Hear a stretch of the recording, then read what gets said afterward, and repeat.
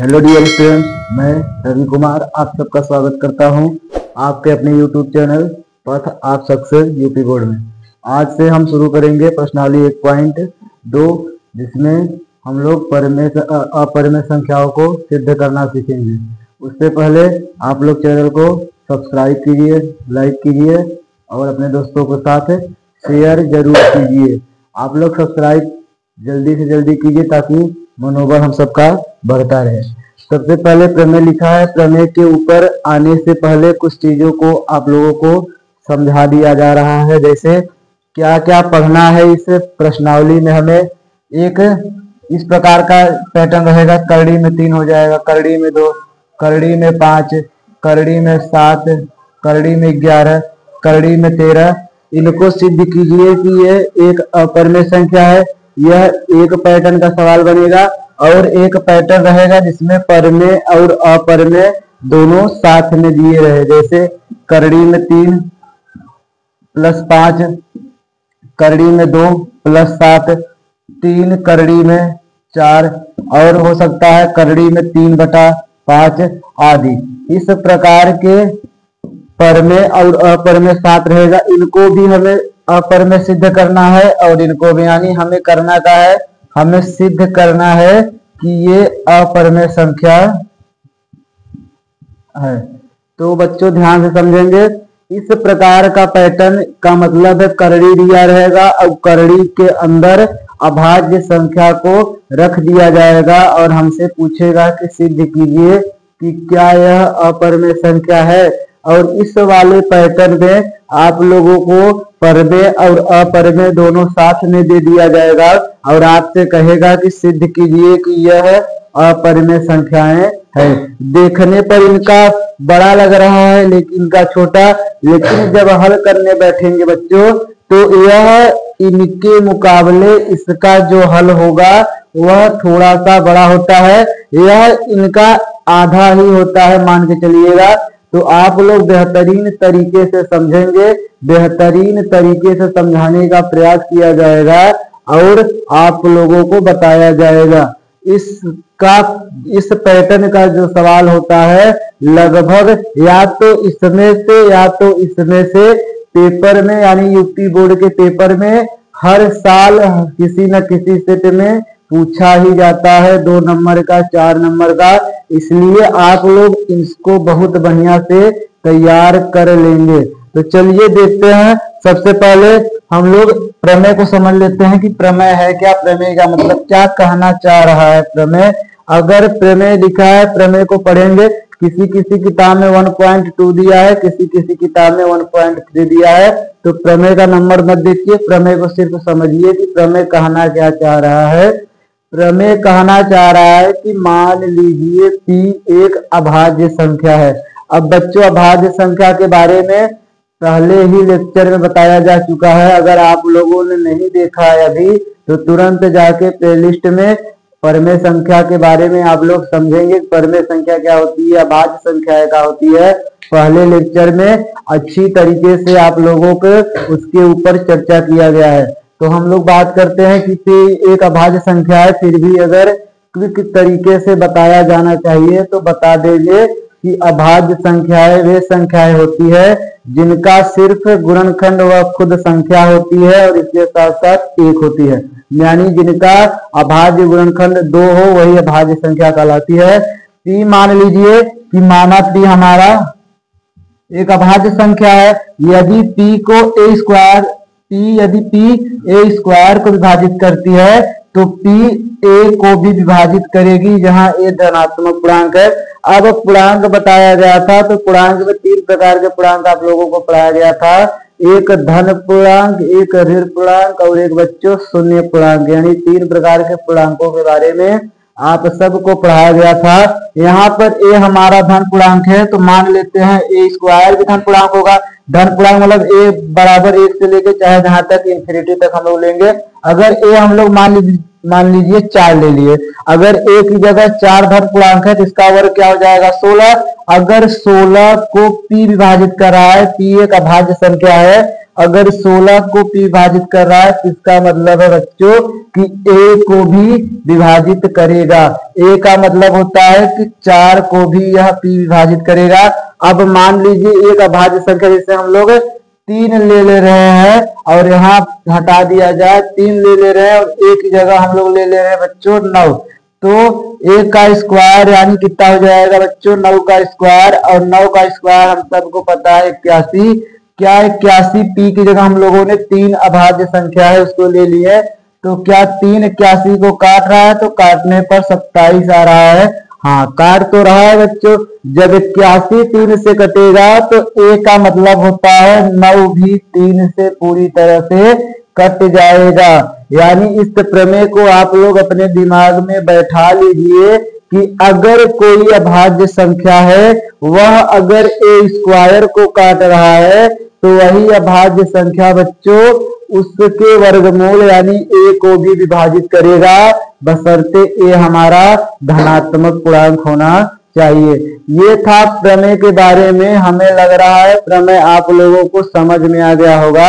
अगर प्रमेय समझ में आ गया है तो एक सवाल के जरिए आप लोगों को दिमाग में बैठाने की कोशिश किया जाएगा कि क्या होता है। तो चलिए आगे सवाल को देखते हैं। प्रमेय का ही एक सवाल है जिसे हम सब सिद्ध करेंगे प्रमेय का ही नाम देकर। यानी प्रमेय किसी किताब में 1.4 करके दिया है, किसी किताब में 1.3 करके दिया है कि सिद्ध कीजिए।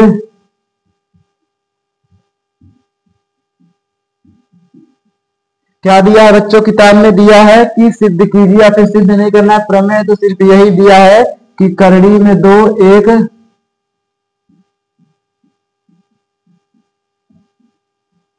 अपरिमेय संख्या है। यही हमें सिद्ध करना है बच्चों। ये पहले पैटर्न का सवाल है। अगर इसको आप लोग बढ़िया से समझ जाएंगे तो आप लोगों को लगभग ये प्रश्नावली समझ में आ जाए, क्योंकि दूसरा पैटर्न बच्चों बहुत आसान है। अगर इसे हल करना है तो चलिए हम लोग प्रूफ करते हैं। तो प्रूफ डालेंगे।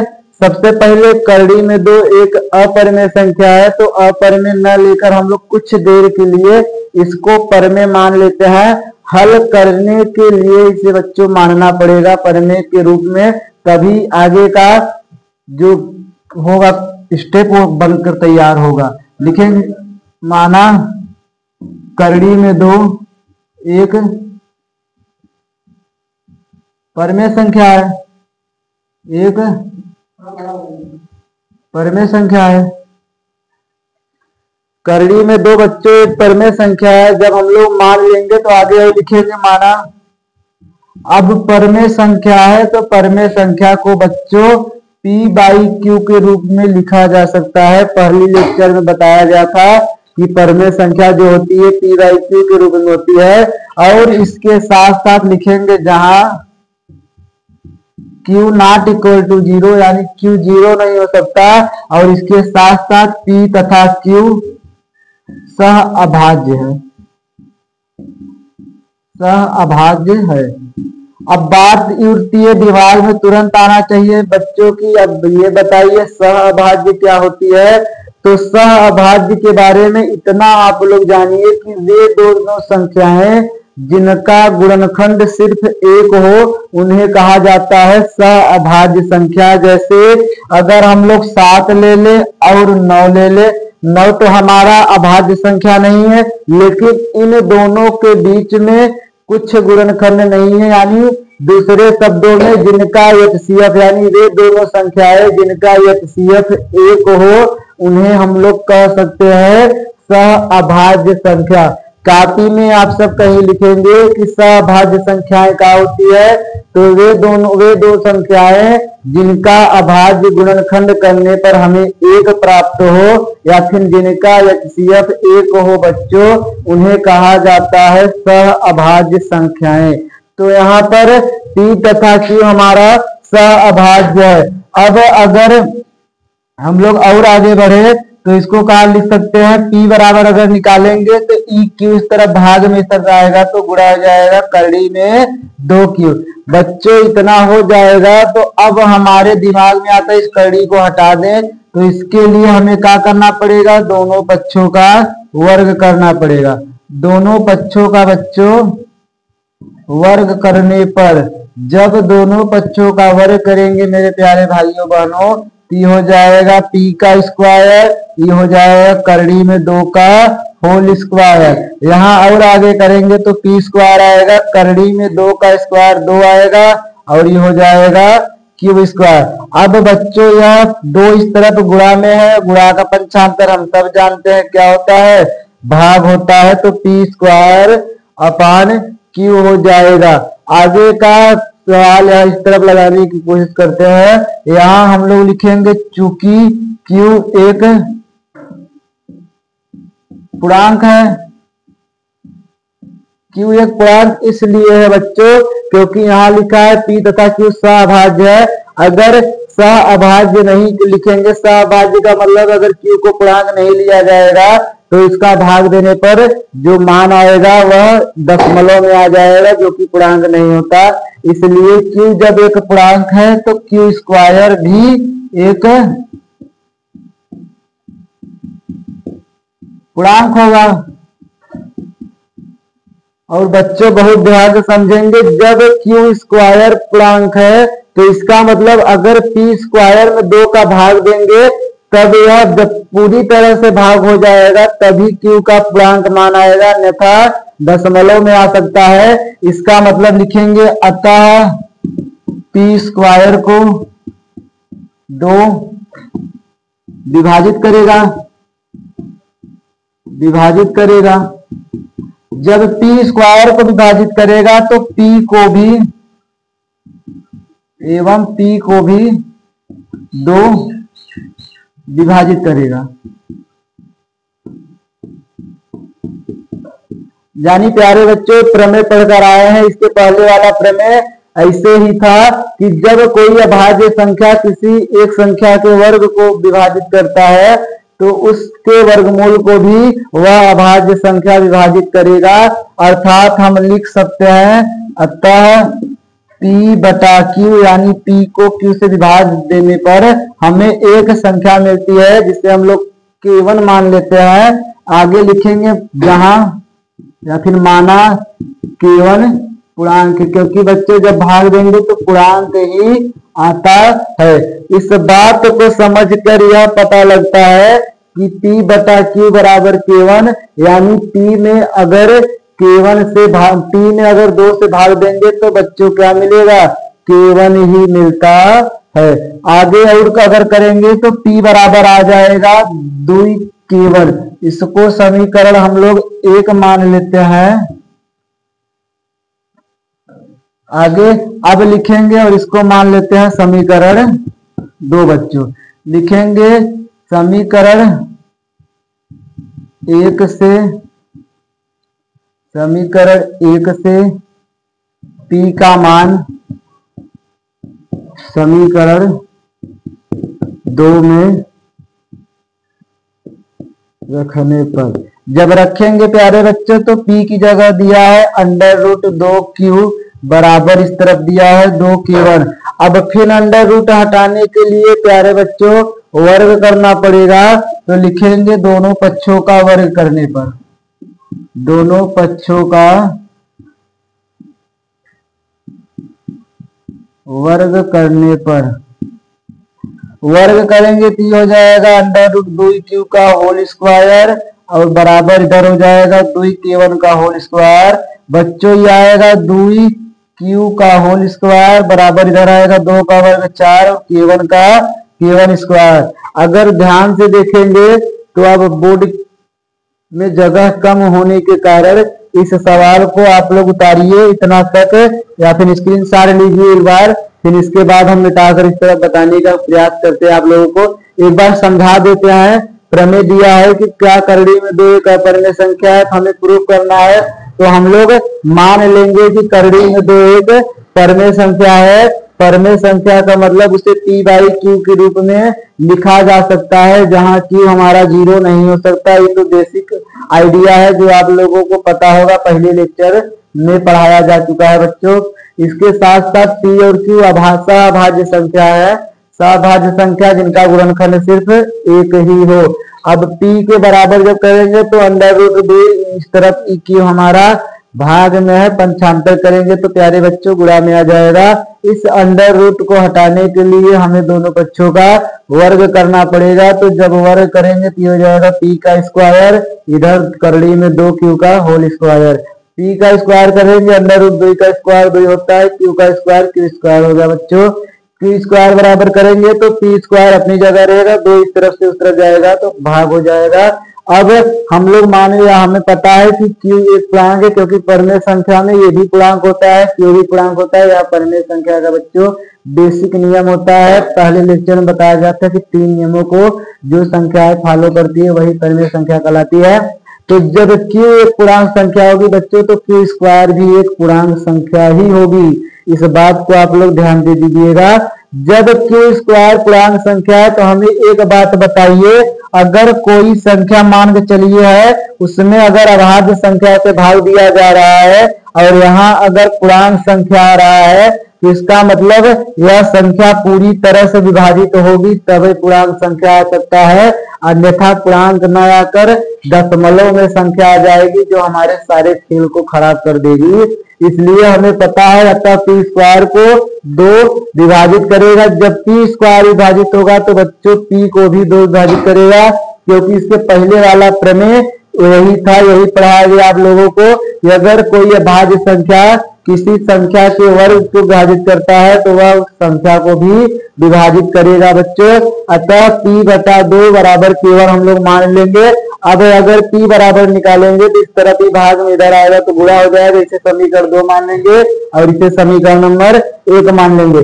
समीकरण 1 से जो p का मान है बच्चों उसको समीकरण 2 में जब प्रतिस्थापित करेंगे तो करड़ी में 2 इंटू क्यू बराबर 2 केवल दोनों पक्षों का 3 वर्ग करेंगे हम लोग वर्गमूल हटाने के लिए। तो करड़ी में 2 का वर्ग होगा 2, क्यू का वर्ग होगा क्यू का स्क्वायर, 2 का वर्ग होगा 4, केवन का स्क्वायर। तो 10 सेकेंड आप लोगों के लिए है, इसको उतार लीजिए फिर इसको मिटाकर हम बताते हैं।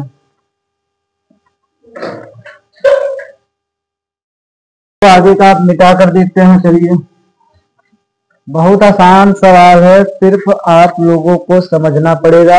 अगर आप लोग बढ़िया से समझ जाएंगे तो सवाल आ जाएगा। तो चलिए देखते हैं, यहाँ पर जब करेंगे तो क्यू स्क्वायर बराबर करेंगे तो 4 k1 का स्क्वायर और इस तरफ 2 गुणा इस तरफ आएगा तो भाग में आ जाएगा बच्चों। तो भाग देंगे 2 से 2 बार कटेगा 4, तो क्यू स्क्वायर बराबर आ जाएगा k1 का स्क्वायर सिर्फ अपान 1 है, इसका कोई मतलब नहीं। अब अगर इधर 2 बचेगा, अगर k1 का स्क्वायर बराबर करेंगे तो आ जाएगा q2 का अपान 2, क्योंकि 2 इस तरफ गुणा में है बच्चों, उस तरफ जाएगा तो भाग में। अब पूरा का पूरा यही सिस्टमेटिक तरीके से लिखना पड़ेगा। लिखेंगे हम लोग, चूंकि k1 एक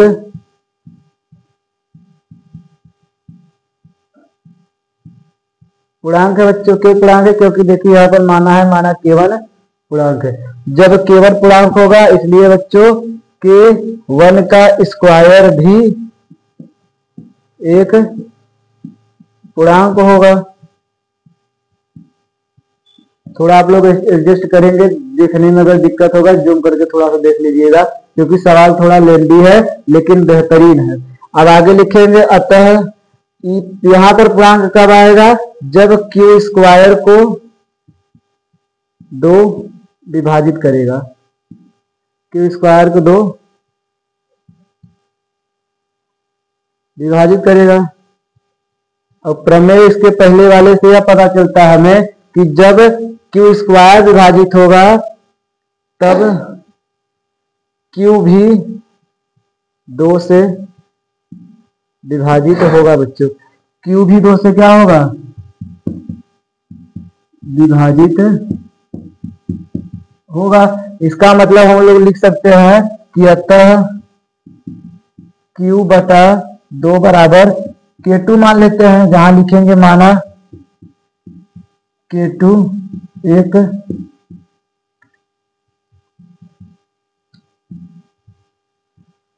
पूर्णांक है। अगर q बराबर करेंगे तो आ जाएगा 2k2 और इस समीकरण हो जाएगा हमारा 3। अब बच्चों एक बात ध्यान से देखिएगा, यहाँ पर एक समीकरण है P बराबर 2k1 और यहाँ पर एक समीकरण है Q बराबर 2k2, यानी लिखेंगे अतः, क्या लिखेंगे बच्चों, लिखेंगे अतः P तथा Q का एक उभयनिष्ठ गुणनखंड 2 है। इसलिए बच्चों, P तथा Q सहअभाज्य संख्याएं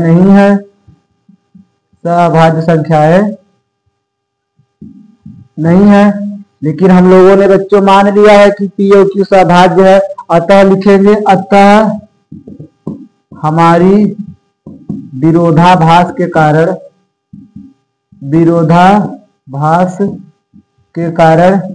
विरोधाभास का मतलब होता है हम लोगों ने गलत माना था, विरोधाभास के कारण हमारी कल्पना गलत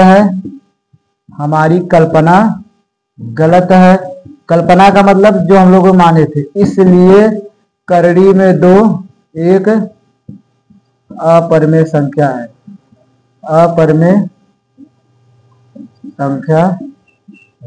यह होता है आप लोगों का बच्चों प्रूव्ड, यानी बहुत बेहतरीन तरीके से आप लोगों को समझाया गया। इस तरफ पहला पेज था जो आप लोगों ने देख लिया था, दूसरे पेज पे वाला पूरा समझा दिया गया। आगे हम लोग जब इसको काटेंगे तो बनेगा k1 का स्क्वायर बराबर q स्क्वायर अपान 2। k1 एक पूर्णांक है तो k2 भी, k1 का स्क्वायर भी क्या हो जाएगा बच्चों, पूर्णांक, क्योंकि यहाँ पर हम लोगों ने माना है कि k1 एक पूर्णांक संख्या है। अब जब पूर्णांक यहाँ तब आएगा जब संख्या पूरी तरह से विभाजित हो जाएगी बच्चों, तब तो q स्क्वायर को अगर 2 विभाजित करेगा तो बच्चों प्रमेय इसके पहले पढ़ाया गया कि जब किसी संख्या का वर्ग पूरी तरह से किसी संख्या से विभाजित होता है तो वह संख्या भी अलग से विभाजित हो सकती है। तो q भी 2 से विभाजित हो जाएगा, इसका मतलब q अपान 2 बराबर क्या लिख सकते हैं, k2, और q बराबर निकालेंगे तो 2k2 आएगा। यहाँ पर p k1 के 2 गुने के बराबर थे, यहाँ q k2 के 2 गुने के बराबर थे, यानी यहाँ भी 2 है और यहाँ भी 2 है, यानी दोनों का उभयनिष्ठ गुणनखंड क्या है बच्चों, 2 है। लेकिन हम लोगों ने माना था शुरू में कि p और q सहअभाज्य संख्या है, अतः हमारी विरोधाभास यानी हमारी कल्पना गलत होती है और यह हमारी जो है अपरिमेय संख्या होती है। अब बहुत ध्यान समझेंगे, इस प्रकार का जितना भी सवाल आप लोगों को देगा कि करड़ी में 2, करड़ी में 3 बच्चों, करड़ी में 5, करड़ी में 7, करड़ी में 11, 13, 17, यानी करड़ी के अंदर अगर अभाज्य संख्या दिया रहेगा और उसको आप लोगों को अपरिमेय सिद्ध करना है तो प्यारे बच्चों स्टेप फिक्स है, यही स्टेप लिखिए, सिर्फ संख्याओं को बदलते चाहिए। जहां 2 है वहां जो पूछेगा, करड़ी में 3 है तो 3 मानते हुए चलिए, 5 पूछेगा तो 5 मानते हुए चलिए, बाकी स्टेप पूरा का पूरा यही फिक्स होता है। तो अब आगे उदाहरण की ओर बढ़ेंगे और इसके साथ साथ एक अगला पैटर्न वाले को आप लोगों को बताया जाएगा। अगर आज के लेक्चर में कंप्लीट होगा तो किया जाएगा, नहीं तो अगले लेक्चर में यानी आप लोग घर पे कर लीजिएगा, हम बताएंगे, लेकिन एक बार आप लोग करके कमेंट कीजिएगा हाँ भैया, हाँ सर हम लोगों ने कर लिया है। कमेंट भरपूर दीजिएगा कि इस तरह के जितने भी सवाल है यानी करड़ी के अंदर अभाज्य संख्या, उनको हम इस पैटर्न से एकदम तोड़ देंगे, छोड़ेंगे नहीं उनको। अगर हमारी आंखों के सामने आया तो उनको तोड़ मरोड़ के एक कर देंगे। तो चलिए आप इसको उतारिए, फिर अगले उदाहरण की ओर हम लोग बढ़ते हैं। चलिए बच्चों अगला उदाहरण यानी इस प्रश्नावली का पहला उदाहरण दिया है कि करड़ी में 3 एक अपरिमेय संख्या हमें सिद्ध करना है। तो हल डालते हुए चलेंगे, एकदम सेम टू सेम पूरा पैटर्न वही है, सिर्फ आपको 2 की जगह 3 बना देना चाहिए। तो आप हमसे पहले हल कर लीजिएगा, फिर भी हम बताते हुए चलेंगे। लिखेंगे माना करड़ी में 3 एक परिमेय संख्या है, परिमेय संख्या है। आगे बढ़ते बच्चे चलेंगे तो फिर लिखेंगे माना करड़ी में 3 बराबर p/q, जहां जहां बच्चों P तथा Q सह अभाज्य है, सॉरी, तथा Q नॉट इक्वल टू बच्चों 0। आगे करेंगे, जब P बराबर किया जाएगा तो आ जाएगा करड़ी में 3 Q। अब करड़ी को हटाने के लिए दोनों पक्षों का बच्चों क्या करना पड़ेगा, दोनों पक्षों का वर्ग करने पर, दोनों पक्षों का जब बच्चों वर्ग करेंगे तो इधर क्या हो जाएगा, P का स्क्वायर, इसको समीकरण 1 मान लीजिए, आगे काम देगा, बराबर करड़ी में 3 Q का स्क्वायर, ये हो जाएगा P का स्क्वायर बराबर 3 Q का स्क्वायर। अगर Q स्क्वायर बराबर करेंगे तो P स्क्वायर बटा 3 आ जाएगा। अब स्टेप बाय स्टेप लिखना है, क्या लिखेंगे हम लोग, लिखेंगे चूंकि Q एक पूर्णांक है इसलिए Q स्क्वायर भी बच्चों एक पूर्णांक होगा। जब यह पूर्णांक आएगा इसका मतलब अतः P स्क्वायर को 3 विभाजित करता है, यह विभाजित करेगा। जब P स्क्वायर को बच्चों विभाजित करेगा तो P भी 3 से विभाजित होगा बच्चों।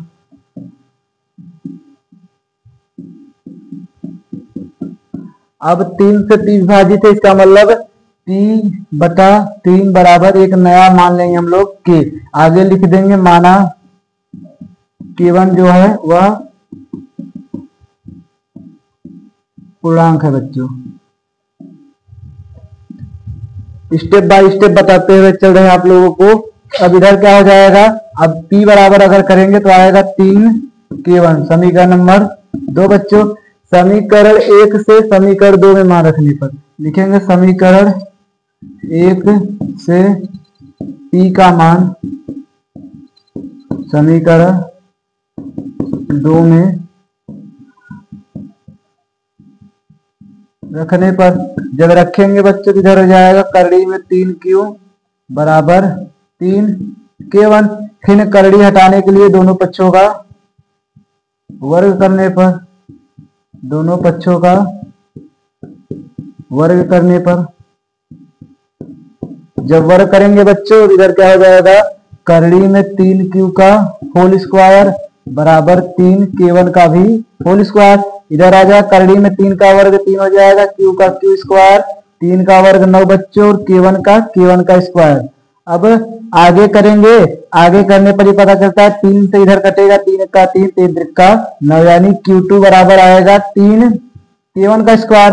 और अगर K1 का स्क्वायर बराबर करेंगे तो Q स्क्वायर अपान E गुणा में उस तरह जाएगा तो बच्चों भाग में। अब स्टेप बाय स्टेप लिखेंगे चूंकि जैसे ये लिखा है कि K1 एक पूर्णांक है बच्चों, क्योंकि यहाँ माना गया है कि माना K1 एक पूर्णांक है। जब K1 एक पूर्णांक होगा तो इसलिए K1 का स्क्वायर भी एक पूर्णांक होगा, एक पूर्णांक है बच्चों। अब जब पूर्णांक है तो अतः Q स्क्वायर 3 से विभाजित होगा, 3 से विभाजित होगा बच्चों। जब Q स्क्वायर 3 से विभाजित होगा इसलिए Q भी 3 से विभाजित होगा, विभाजित है।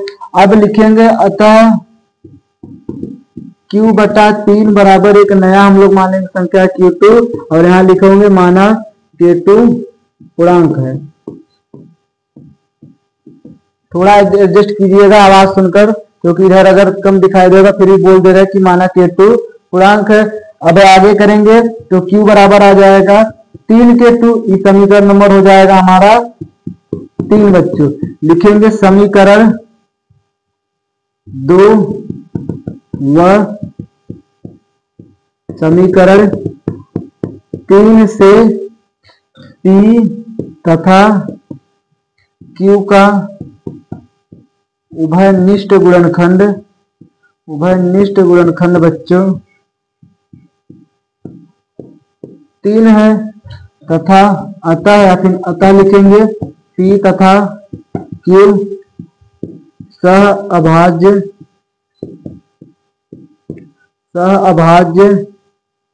संख्या नहीं है।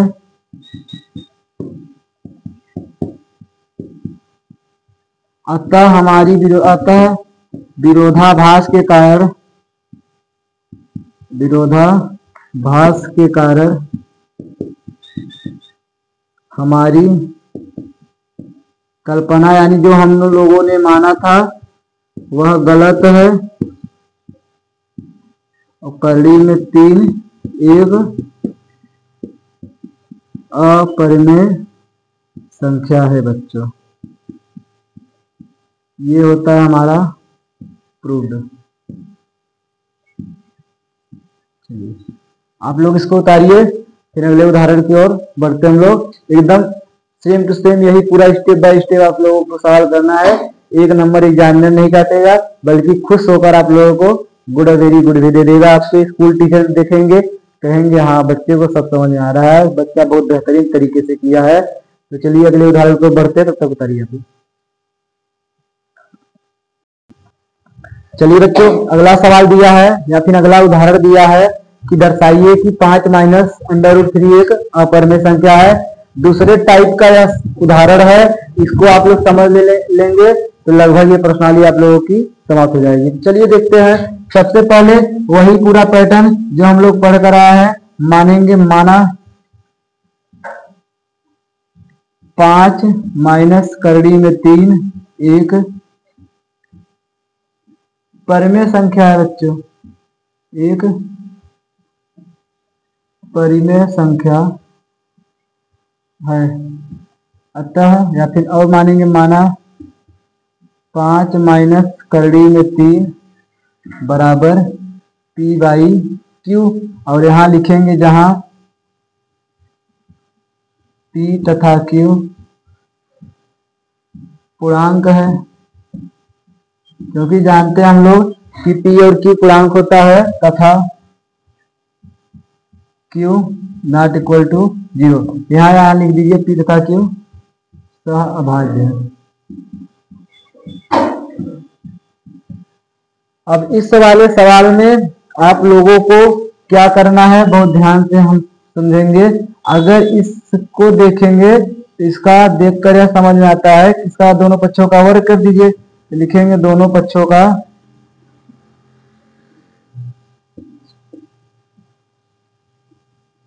वर्ग करने पर, जब वर्ग करेंगे तो बच्चों ये जाएगा 5 माइनस करड़ी में 3 का होल स्क्वायर बराबर P² बटा Q²।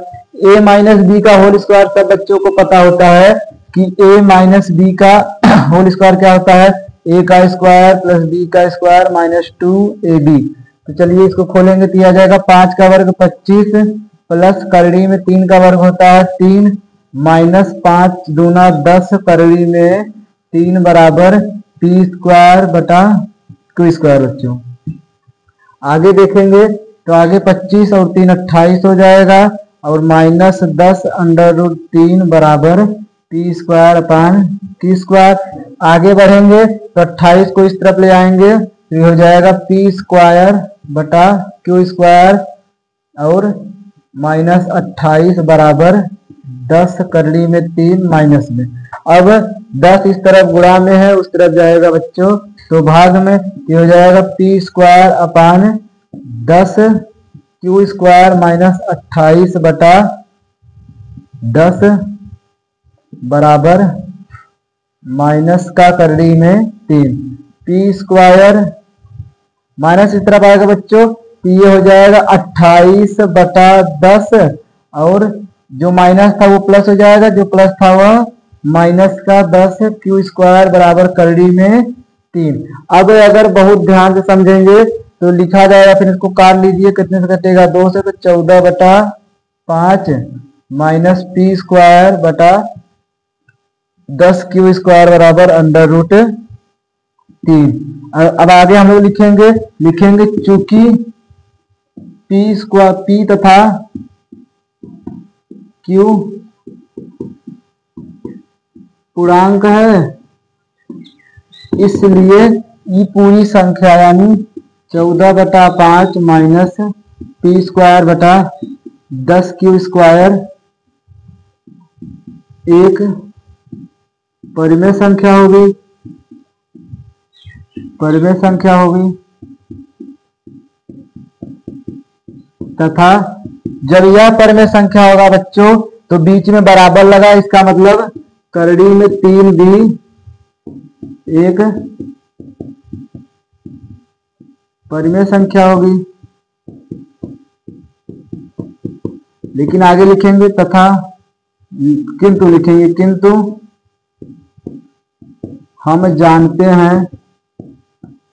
जानते हैं कि बच्चों करड़ी में 3 एक अपरिमेय संख्या है। इसके पहले सिद्ध करा कर आ रहे हैं। अतः हमारी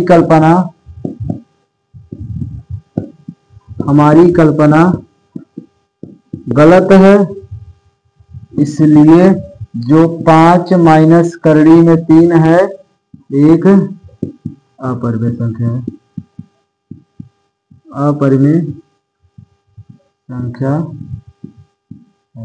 ये होता है आपका प्रूव्ड। कैसे करना है फिर एक बार देखेंगे। जो सिद्ध करना रहेगा उसको पहले परिमेय संख्या के बराबर मान लेंगे, P/Q के रूप में लिख देंगे, जो लिखना है उसको लिख देंगे, दोनों पक्षों का वर्ग करेंगे, वर्ग करके खोल लिया जाएगा। खोलने पर जो आएगा परिमेय को एक तरफ कर दीजिए, अपरिमेय को एक तरफ कर दीजिए, अंतिम में लिख दीजिए कि चूंकि P और Q पूर्णांक है तो ये पूरा क्या हो जाएगा परिमेय, क्योंकि पूर्णांक परिमेय होता है, परिमेय हो जाएगा। लेकिन हम जानते हैं करड़ी में 3 अपरिमेय होता है, अतः हमारी कल्पना गलत होती है और यह जो दिया रहेगा यह अपरिमेय संख्या। तो चलिए 10 सेकंड आप लोगों के पास है, आप लोग इसको उतार लीजिए, अगला उदाहरण लोग सामने दिखा जाता है। चलिए बच्चे, ये तो पहला मेथड था, इतना बड़ा हो गया। अब आप लोग दिमाग में आएगा या फिर आपके स्कूल में पढ़ाया होगा, कैसे तो हमारे स्कूल में नहीं बताया है, तो कैसे आपके स्कूल में बताया जाएगा या फिर अलग वीडियो के कैसे लेक्चर में बताया जाता है, अलग अलग चैनलों पे उससे थोड़ा सा बात कर लिया जाता है। ये तरीका भी एकदम सही है, कोई गलत नहीं कर सकता। फिर भी अगला मेथड देख लेते हैं इसी में आप लोगों के सामने, ताकि आप लोगों को संतुष्टि हो सके कि सही पढ़ाया जा रहा है, पढ़ाया सही जा रहा है। आप लोगों को अलग अलग तरीके से करना सिखाया जा रहा है कि कैसे अलग अलग तरीके से किया जाता है। यहाँ दिया है तो मान लेंगे माना। यहाँ ऊपर पहले लिख लीजिए बच्चों सेकेंड मेथड। सेकेंड मेथड का हो जाएगा 5 माइनस √3 को हम लोग मानेंगे एक परिमेय संख्या है, तो लिखेंगे इसलिए या फिर माना 5 माइनस करड़ी में 3 बराबर P/Q, और पूरा वही लिखेंगे जहां Q ≠ 0 तथा P Q सहअभाज्य संख्या है, आगे बढ़ते हुए अगर आप लोगों को वर्गमूल नहीं करना है तो कोई बात नहीं, करड़ी में 3 माइनस में उस तरफ जाएगा तो प्लस में हो जाएगा, P/Q इस तरफ प्लस में उस तरफ जाएगा तो बच्चों माइनस में। तो मोटे मोटे तौर पे आएगा 5 माइनस P/Q बराबर करड़ी में 3। इतना आने के बाद आप लोग सीधा सा लिखेंगे कि चूंकि P तथा Q पूर्णांक है, इसलिए 5 माइनस P/Q एक परिमेय संख्या होगी, क्योंकि पूर्णांक संख्या बच्चों परिमेय संख्या होती है। लिखने का तरीका वही बदलेगा नहीं। अतः जब यह परिमेय है बच्चों तो बीच में बराबर लगा है, बराबर का मतलब ये भी परिमेय होगा, तो लिखेंगे करड़ी में 3 भी एक परिमेय संख्या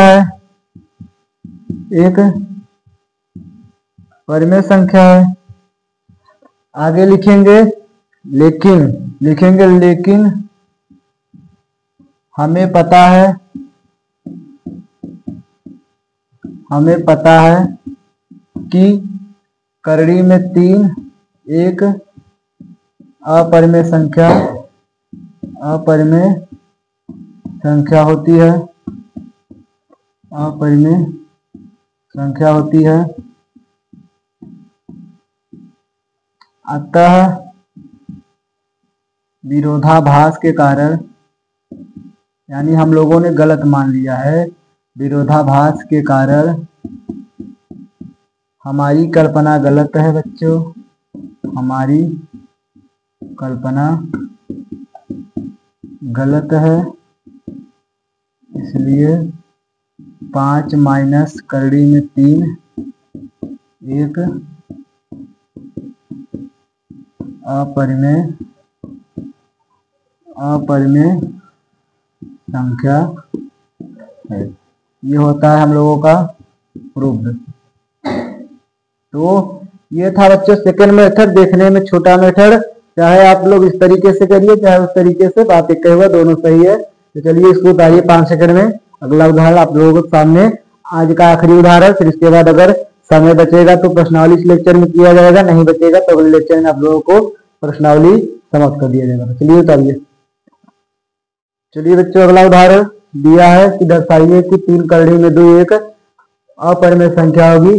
देखिए अभाज्य संख्या वाला नहीं है, एक परिमेय और एक अपरिमेय साथ में दिया है, मतलब छोटा सा होगा। तो जल्दी से इसको खोल के समाप्त करते हैं।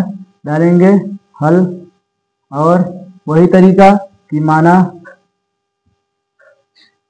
3 करड़ी में 2 एक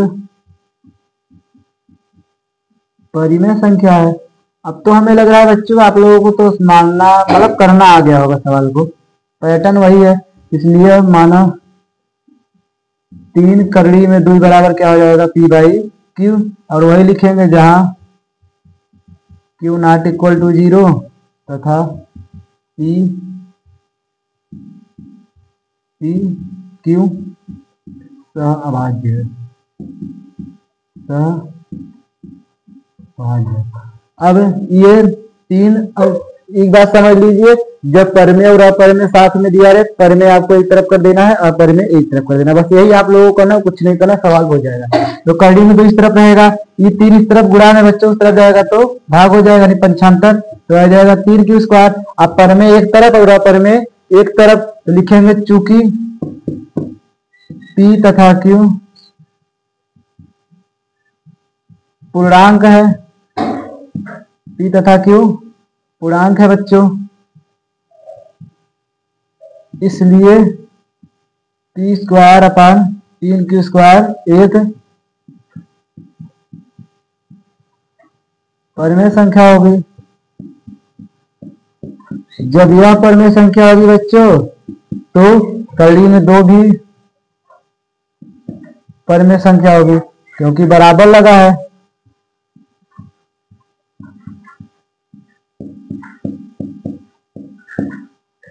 लेकिन हमें पता है या हम जानते हैं बच्चों कि करड़ी में 2 एक अपरिमेय संख्या है। आगे लिखेंगे अतः विरोधाभास के कारण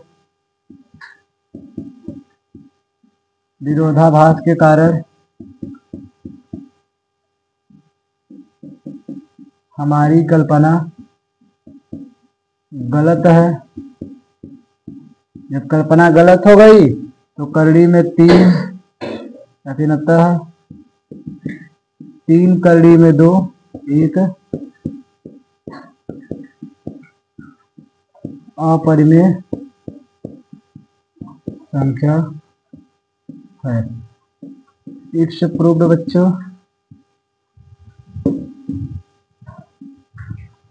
5 सेकंड का समय है, आप लोगों को उतार लीजिए। छोटा छोटा सवाल है, आप लोग कर लेंगे, हमें जहां तक लग रहा है। उतारिए 5 सेकंड में आप लोग। तो बच्चों चलिए उतार लीजिए आप इसको। एक बात आप लोग, चलिए आज के लिए बस इतना ही, क्योंकि आज समय ज्यादा हो जाएगा, उदाहरण भी समाप्त हो गया। प्रश्नावली हम अगले लेक्चर में आप लोगों का कवर कर लेंगे। आप अब तो हमें लग रहा है प्रश्नावली आप लोग लगा लेंगे, क्योंकि प्रश्नावली में सब ऐसे सवाल दिया है। तो आप लोग एक बार घर पर ट्राई कीजिए और ट्राई करके कमेंट में बताइए कि हाँ yes sir yes sir yes sir लिख दीजिए कि प्रश्नावली एक्सरसाइज हम लोग कंप्लीट कर लेंगे, एक्सरसाइज कर लेंगे। यस सर कमेंट में बताइए सब बच्चों। और इसके साथ साथ बच्चों चैनल को सब्सक्राइब कीजिए यार, चैनल को शेयर कीजिए। शेयर आप लोग नहीं करते हैं, अपने दोस्तों यारों तक पहुंचाइए इस चैनल को। इतने बेहतरीन ढंग से आप लोगों को पढ़ाया जा रहा है, सिखाया जा रहा है बिना किसी फीस के। सिर्फ इसके बदले आप लोगों से क्या मांगा जा रहा है, एक सब्सक्राइब। अगर आप लोग इन्हीं 3 लोगों को, एक पिक्चर का डायलॉग है आप लोगों ने भी सुना होगा कि थैंक यू मत बोलिए, 3 लोगों की मदद कीजिए। उसी प्रकार हमें आप लोग कुछ मत दीजिए, सिर्फ सब्सक्राइब करवाइए और आगे वाले बच्चों को भी कहिए कि आगे सब्सक्राइब करिए। जैसे आप लोग बढ़ेंगे, परिवार बढ़ेगा, तो हमें भी पढ़ाने में मजा आएगा। आगे साइंस भी शुरू कर देंगे, इंग्लिश भी शुरू कर देंगे कुछ दिनों में। आप लोगों का पूरा दिया जाएगा, हर सब्जेक्ट का फुल कंसेप्ट के साथ बेहतरीन तरीके से, बिना किसी पेड प्रमोशन यानी बिना किसी पैसे के, यानी बिना किसी फीस के आप लोगों को प्रोवाइड करा दिया जाएगा। जिस प्रकार से मतलब जितना तरीका होगा सवाल बताने का सब बताया जाएगा। लेकिन आप लोग चैनल को प्यार बरसाते रहिए, चैनल को ज्यादा से ज्यादा सब्सक्राइब करवाते रहिए। कुछ सवाल बड़े थे जैसे करली में 2-3 वाला, तो उनके लिए कहावत होती है कि देखने में छोट लागे घाव करे गंभीर। यानी देखने में भले छोटे थे ये लोग, देखने में भले बड़े हैं, लेकिन इनका जो तरीका है छोटा होता है लेकिन उसका तरीका बड़ा होता है। तो फिर अब प्रश्नावली का सवाल अगले लेक्चर में हो जाएगा, 1-2 लेक्चर और चलेगा, फिर ये प्रश्नावली खत्म हो जाएगी, पाठ पूरा खत्म हो जाएगा। अगले पाठ में आप लोगों को और मजा आएगा मैथ में। तो जुड़े रहिए हमारे साथ। आप लोगों को 100 आउट ऑफ 100 की तैयारी करवाया जा रहा है मैथ में। 1 नंबर नहीं कटने दिया जाएगा आपका, इस बात को ध्यान दीजिएगा, लेकिन उसी का जो बच्चा लास्ट तक जुड़ा रहेगा। तो चलिए आज के लिए बस इतना ही। आप लोग अपना ख्याल रखिए, टेक केयर, धन्यवाद बच्चों।